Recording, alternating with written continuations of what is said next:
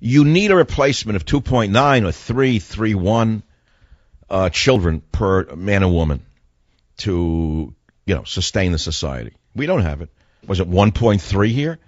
You know that the lowest birth rate amongst Caucasian people is, I forget the country, it's, I think it was Serbia. They were so psychologically beaten up by the liberals who blame them for everything wrong in the Balkans. They basically committed. Russia has a very low birth rate. A very low birth rate. Girls just want to have fun.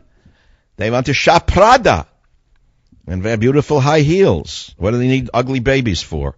To distort their stomachs. Girls just want to have fun. But that's the thing about Ukrainian women. I mean, the thing is, I say this in a positive manner. At 20, your heart stops and they walk by. At 30, they look like Stalin's housekeeper with a babushka. I don't know how that happens in 10 years.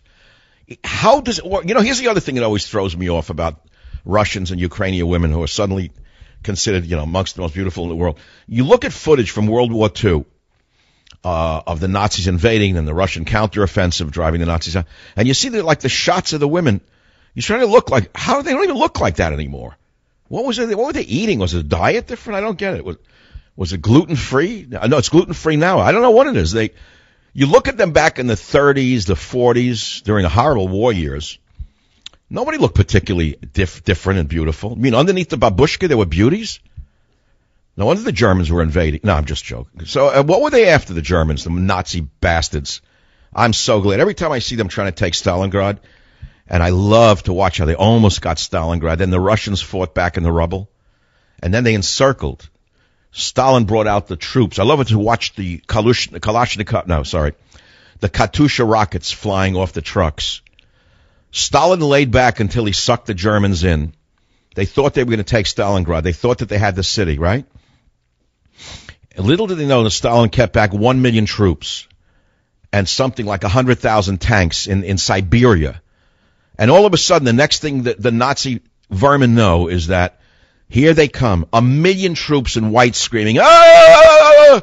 They look Mongolian, Siberian, the Asiatic Russians. And they wade into the Russians. They capture 900,000 of them. And 5,000 Nazis survive internment in the war. They didn't give them $62,000 a year treatment. No, they remember what they did to the country, the homeland, the fatherland of the motherland of Russia, the Nazis. And they captured 900,000.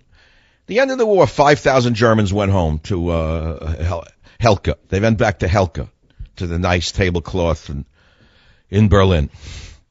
No, they didn't give them $62,000 a year treatment in the Russian prisons. They didn't give them ethnic meals. They didn't give them special treatment, medicine, legal, dental work. No, they worked them to death. That's all for what they had done to their country.